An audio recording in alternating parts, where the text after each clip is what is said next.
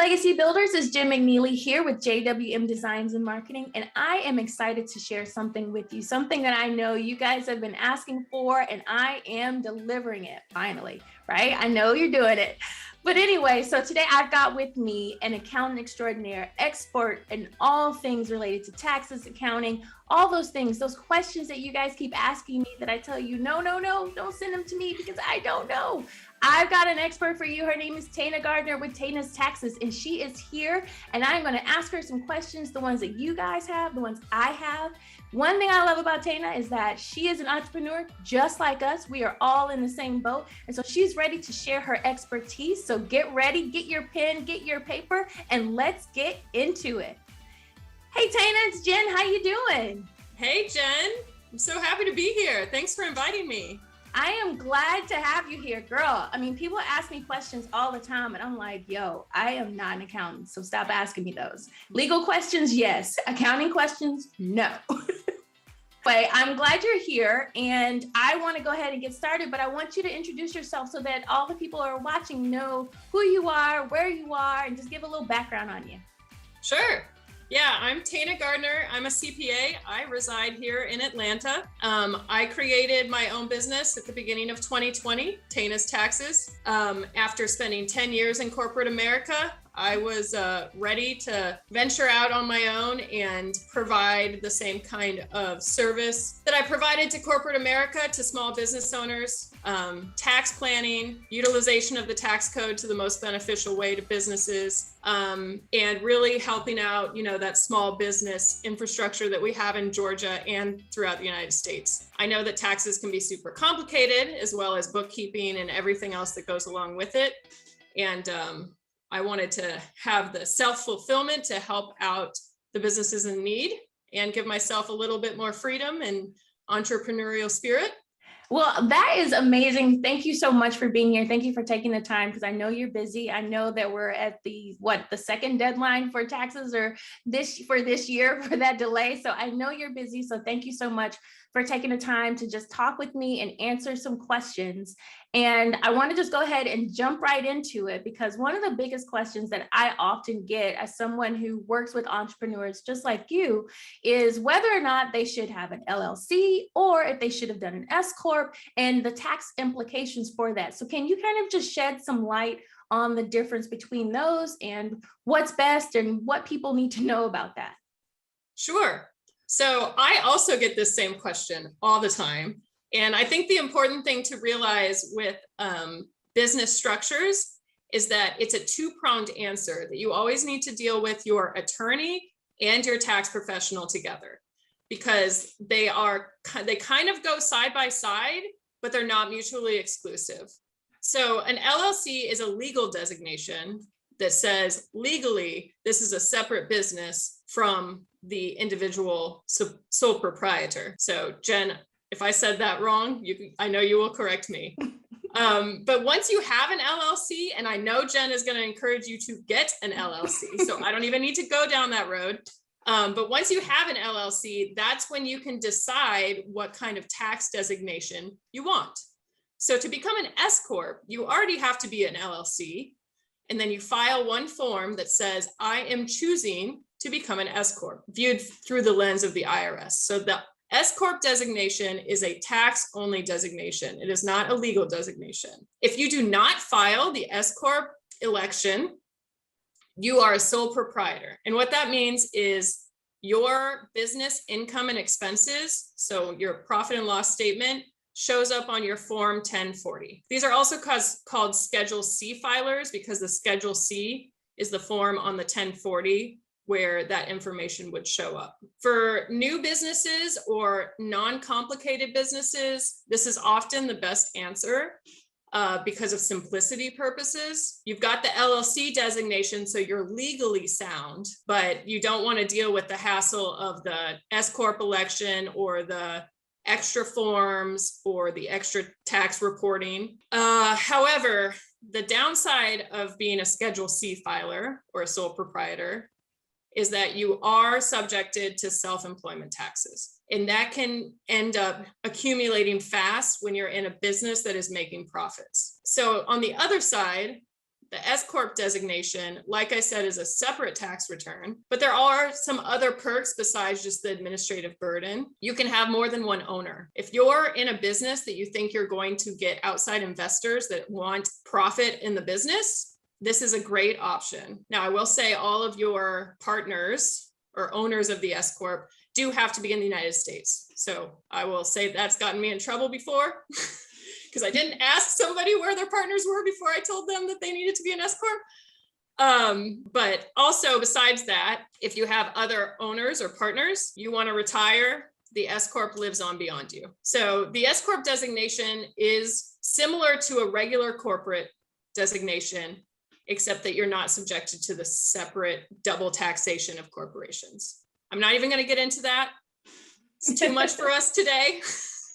Yeah. But it's kind of treated like a partnership, except that it lives on outside of the individual owner. One of the other really big benefits of being in an S Corp, and I see this a lot for service professionals like myself, is if you're a single owner proprietor, you can pay yourself out of the S Corp and avoid that self-employment tax burden. That is something you definitely have to work with an accountant to set up, but it involves giving yourself a salary, withholding on that for the IRS and for the whatever local state jurisdiction, and a lot of just quarterly filings and stuff like that. But it does, especially when you're in the high income area, you have a profitable business.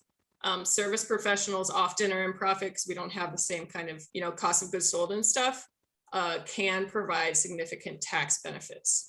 Just real quick, would you say that there may be a threshold amount that someone might consider going from being an LLC with the traditional Schedule C and then eventually electing to become an S Corp? Would you say that there is an amount? I've heard different numbers from different people, but what would you suggest be the amount as far as your profitability before you'd want to switch from one to the other? That depends on a few different things. I would generally say to my unsophisticated accounting folks that threshold would probably be around 100,000 in profit. So if you're paying yourself over 100,000, like getting up close to that, or you think that for the year, that's when you should start having these conversations. However, it can be beneficial even for people that are less than that. I just started my business. I'm less than that threshold, but because I have a higher tolerance for these tax forms and just navigating a lot of these systems, I'm going to set up an S Corp for myself. One of the other really big advantages is if you set yourself up as an employee in an S Corp, you can also provide yourself benefits. That's it's not called a 401k, but retirement account benefits, insurance, stuff like that. They're not subjected to the same limits as individual IRAs. So if you're in a position that you have excess cash and you're willing to set up that retirement account, it can provide you pretty significant benefits, even if you're below that 100,000 threshold. Well, that's good. I know a lot of people wonder going back and forth, but ultimately at the end of the day, you can start off as a traditional LLC sole proprietor position, but then elect to become an S Corp at a certain point, if that's something that you want to do once you either meet some of those different thresholds that you described, right? Yes. So you can make the S Corp designation, the election, anytime. Once you elect to be an S Corp, you can't go back. I would probably encourage my small businesses to start out as a Schedule C LLC. And then when they have the appetite, income, and planning ability, once the business is off the ground and they have enough time to think about this, that's when we should consider doing the S Corp election. Sounds good. Sounds good. Well, speaking of that, when you're first starting out, what are some of those best practices for someone who is an entrepreneur, who's just getting started, who has no idea about any of this stuff? What are some of those things or tips that you would give them on day one? So I know that Jen is going to tell you on day one to file the LLC registration. So I'm not even going to go there. But after that has already been done, my next suggestion from a financial perspective is to do what you can to separate out expenditures related to the business versus personal. Best case scenario is to get a separate bank account. That's not that simple of a process and sometimes takes time. So if you don't have the account set up when you start selling or accumulating expenses, use a different credit card. So I personally have multiple personal credit cards. When I set up my business, I picked one and said all my business expenses are going on that credit card. That way, when you go back 6 months down the road to start organizing stuff for taxes, like you remember that this is where all your business expenses are. Related to bank accounts, to get a bank account, in most cases, you need a federal employer identification number. That is a simple tax form that you just fill out, send in, and you usually can get an answer in a few weeks. I can obviously help anybody that needs help with this, but that should be on your list of the first couple weeks in your business too. Anytime you're dealing with state or federal jurisdictions, they're going to ask you for that. If you don't have one, you have to put your social security number down. That's not an ideal situation. I personally don't always trust jurisdictions to be super diligent with my private information. Nextly, once you're really getting rolling, I encourage my clients to link up with an accounting service once you have your bank account and credit card set up. I have one I love to use. It's free. It's called Wave Accounting. I have my bank account and my credit card set up, and it automatically imports all of my business expenses, puts it on a screen for me, and I can say what kind of expense it is, whether it's travel, meal, supplies, stuff like that. Obviously, you cannot pay me to maintain that stuff for you too, but for businesses that are just getting off the ground, don't have a lot of expenses, it's a very easy process. Obviously, there's QuickBooks and some other things like that. They're a little more expensive. So I encourage my small businesses that are cash strapped to try something, free to get going.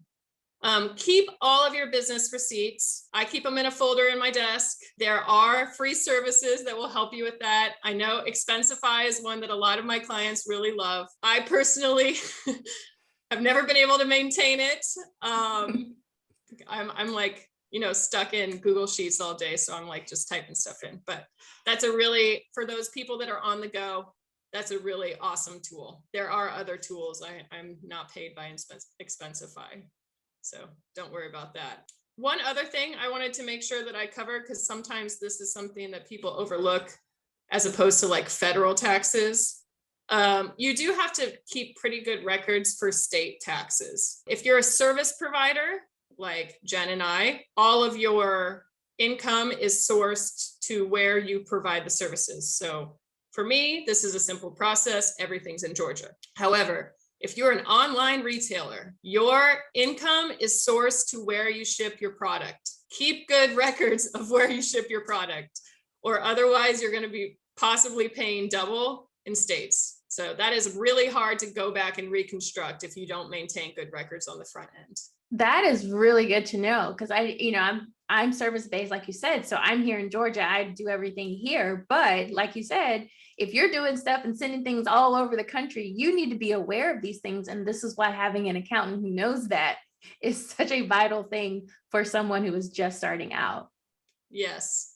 For retailers, it can get very complicated very fast. Obviously, if you have a brick and mortar store, those sales are sourced to where the store is. But anytime, even if you have a brick and mortar store nowadays, people are going to be buying online and you're going to be shipping to them. Where you're shipping is usually where it's sourced. Your accountant can source it later on, but if you're not keeping the records from the get-go, then that's when things get really complicated, and your accountant fees can escalate really quickly. That sounds about right. And we'll make sure that in the description box for the video and in other places where this is posted, we'll have some of the places that Tayna has mentioned, some of those different resources that are out there. Obviously, it's not going to be an exhausted list. We're not being paid by anyone. We're just telling you as entrepreneurs ourselves, some of the different services and products that are out there that are helpful. And I'm all about using stuff that other people use that they support. And so, yeah, we'll make sure we have those listed in the description box as you watch the video.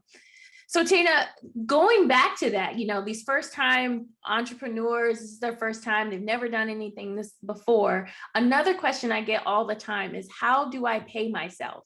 because I mean, obviously, especially, some people they're starting off as this is their side hustle. Some people, this is their main and only hustle. But either way, how do they pay themselves the correct way so they don't get in trouble with Uncle Sam later on? That is the most important question, right? Right.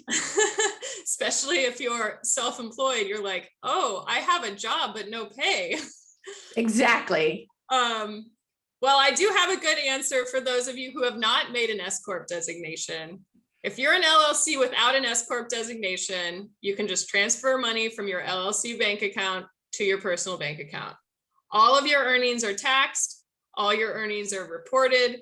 If you've got cash in that account, you're probably making money. You can move it out. Make sure you keep track of what you take out and what you put in, though, in case you ever want to make a designation later or turn into a partnership or something.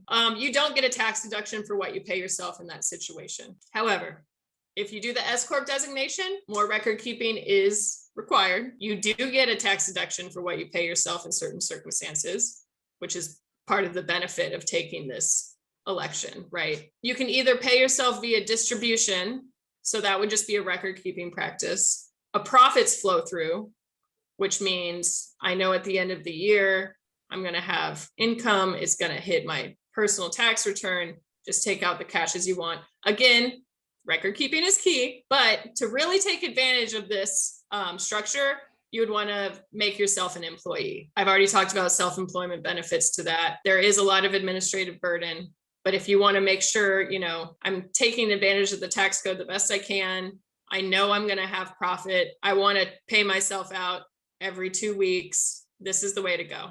Now, if you're doing it as an LLC, just it's on your Schedule C, what would you say would be the amount that someone should think about for preparing for paying for taxes? Because you're going to eventually have to pay on some of that money that you receive that you've earned in your business. What percentage would you say that someone should just always keep to the side as far as their tax burden for their business? If you are self-employed and you expect that your business is going to be an income for the year and you have no other jobs, you should prepare for 20%. Now, if you are still doing it as a side job, so you have a part-time job or you're still getting that W-2 income, you are already withholding taxes off of your paycheck. You aren't, your employer is. And then you can really decrease, basically they're paying your individual tax off of that income. So you can start decreasing that percentage. But I never want anyone to be surprised at the end of the year, because realistically, people don't always operate that they have multiple thousands of dollars sitting in their bank accounts on a day's notice.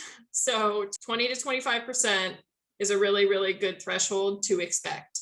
If you do not have a second job or a part-time job or any other W-2 income, you should be paying quarterly estimates. There is a requirement in the tax code that if you do not prepay your taxes, similar to the way the W-2 employees are withheld, you could be subjected to penalties and interest. On top of penalties and interest, I have found, especially people that don't want to focus on finances all the time, if they don't put the money aside, they're not prepared to pay the bill at the end of the year. Quarterly estimates, generally speaking, are taking your expectation for how much profit you're going to have at the end of the year times your tax rate divided by 4. Obviously, your tax professional can help you out with that, but if you're not prepared to be able to pay somebody, usually you can do a back of the envelope calc.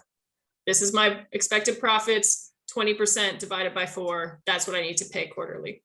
So quarterly, definitely, if your main hustle, your only hustle is your business. But if you're working as a W-2 and it's just sort of your side gig, you're trying to see if this is something you want to transition to, then it's okay to just, have that money set off to the side as far as what you don't touch, but you don't necessarily need to focus so much on the quarterly estimates. Is that right? That's right. Perfect. Okay. Well, that's something for people to start thinking about, because I know, as we get close to the end of this year, people need to start, putting their receipts together, keeping that stuff in order, because we're about to go into a new year and a new tax season and all the fun things that come along with that.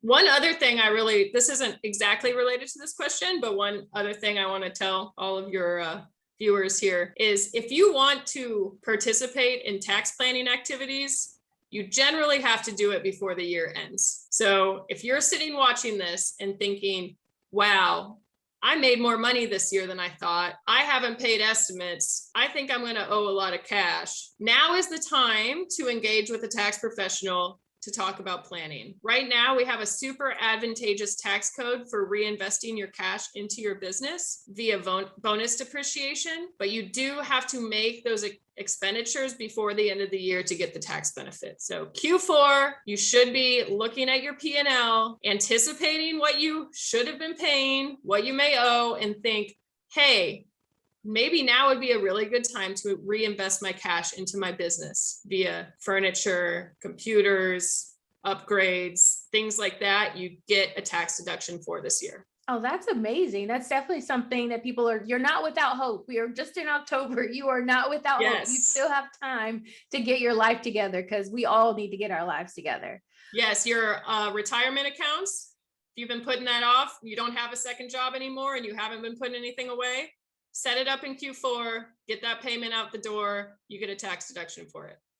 That sounds awesome. Well, let's talk about that a little bit. Write-offs, things like that. You know, I was watching that episode of Schitt's Creek where he was going around saying, oh, that's a write-off. That's a write-off. And we always wonder, well, what actually can you write off for your business that's helpful to you? You mentioned just a moment ago about getting new equipment. So can you kind of explain what write-offs are, and then how we can use that as business owners to protect ourselves and to lower our tax liability?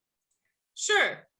So the interesting thing about the tax code is that when you're talking about just an individual tax return, and probably the mindset that a lot of new business owners are in is that the tax code is very strict, black and white. You pay what you're required. That is the way the individual tax code is set up. When you get into the business tax code, things are way more loosey-goosey. I'm not going to say that they're not. Well, maybe loosey-goosey is not the right word, but more gray area for sure. Because what is an eligible tax expense or a business expense for taxes depends on what business you're in. So I cannot tell individual people, hey, what's a business expense? I have to know what business they're in to find out like what is deductible or not.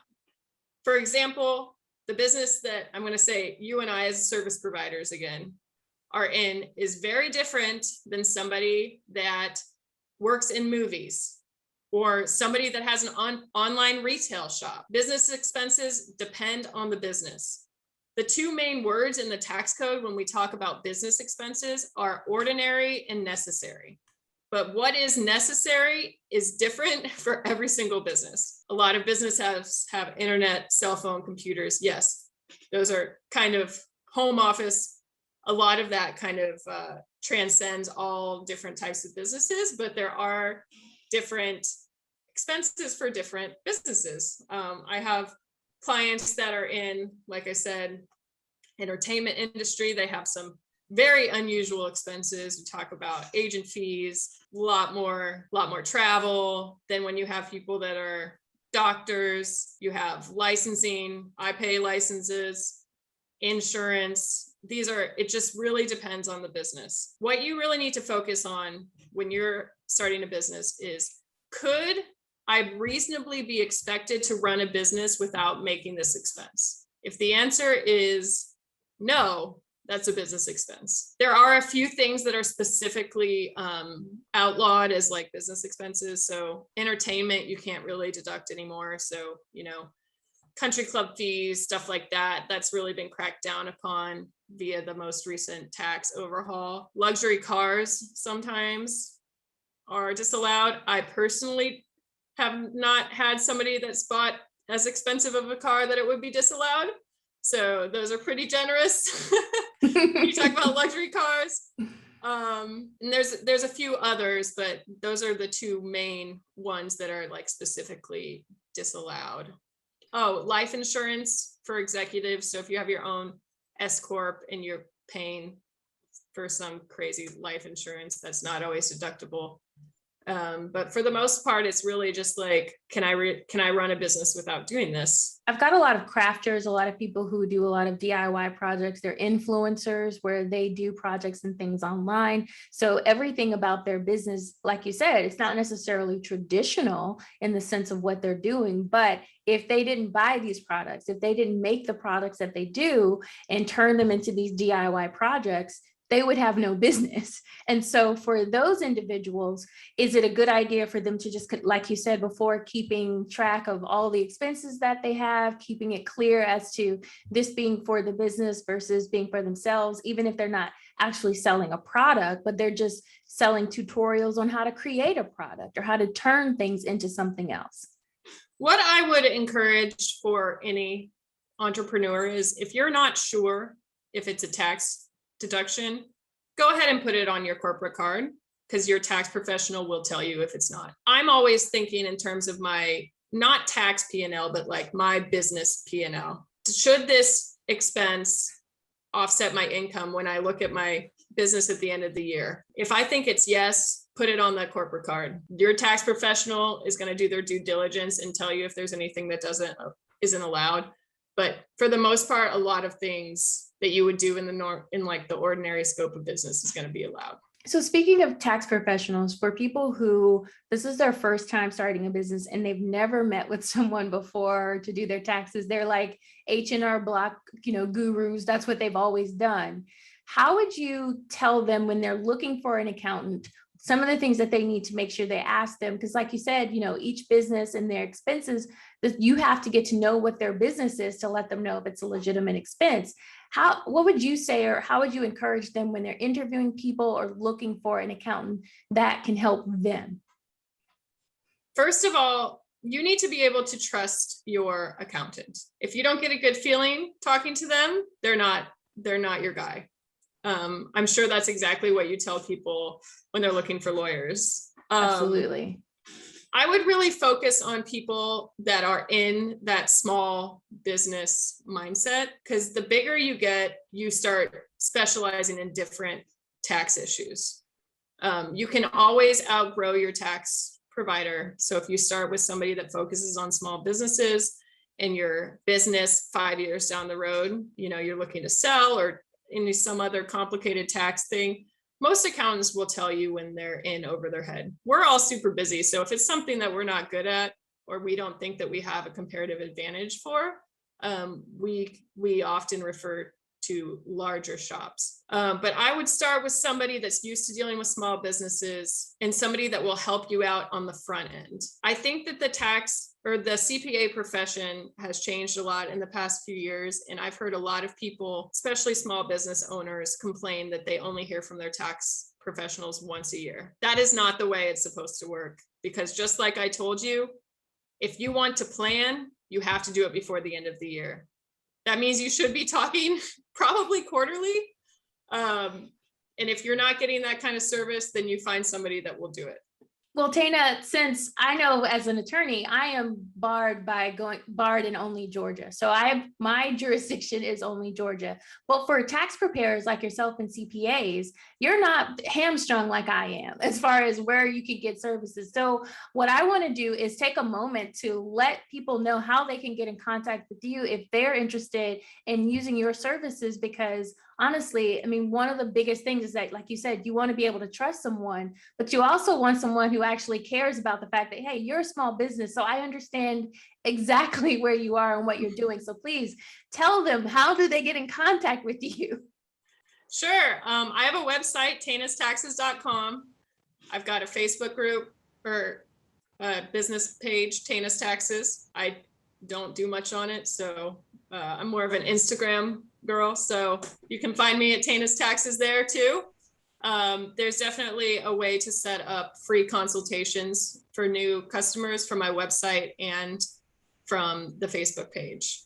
And just so people can have a general idea, and I'm not asking for anything super specific, but just in ranging for basic taxes service to like the creme de la creme, like what can people expect as far as when they're budgeting for this? Because I always tell people, if you're serious about business, you need to budget for your attorney and you need to budget for your accountant. So give people just a general idea of what they can expect or what they should think about when they want to hire someone like yourself. Sure. It kind of depends on how much of the accounting you want to do. You can decrease your CPA bills a lot by doing a lot of the organization and bookkeeping yourself if cost is an issue for you and if you have an affinity for numbers.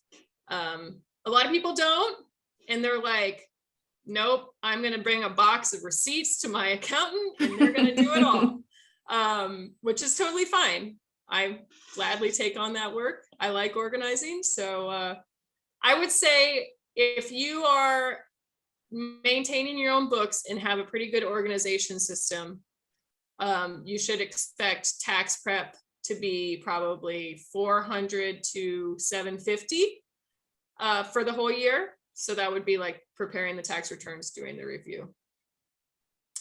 If you need help bookkeeping, we're going to look, or you file in multiple states, or you have multiple jobs, or you and your wife both have your own business, then you're going to look at probably $800 to $1,500 for the year. Accountants bill similar to attorneys in that I bill hourly for consulting throughout the year. So if you want somebody to help you with planning, you got to pay people for that. So I would say all in, you could have really exceptional service through a service like mine under $2,000. But it's $2,000 where it can save you a headache of trying to deal with the IRS, potential audits, not having your books in order, not being able to pay yourself. I mean, the headache of trying to run your business and then also manage your business it's a lot for a first-time entrepreneur. So having the expertise of someone like you to be able to walk them through that is worth the cost of admission, in my opinion, because there's no way I could do it without my accountant. I don't want to think about numbers. I'm one of those, here's your receipts. There you go. Just figure it out. God be with you at this point, because it's not on me. That's kind of how my approach is, because I know my lane and I like to stay in my lane.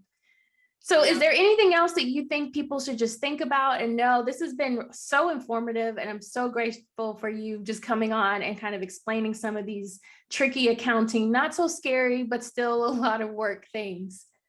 Sure. Well, my big takeaways are that Q4, you should be planning for your year now. Think about reinvesting in your business and it'll help save you taxes. Secondly, if you do not look at a P&L, meaning your profit and loss statement, your income statement, if you only examine that during tax time, you're missing out on a lot of business insight.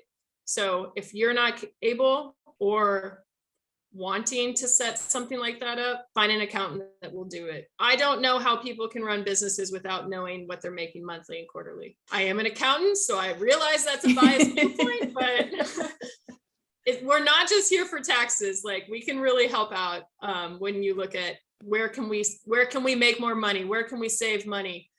If you're in a service professional, you're in the service business like we are, you should be doing per client analysis. They've shown that I think it's like the 20-80 rule, where like 80% of your income comes from easy customers and only 20% comes from like the customers that you spend 80% of your time with.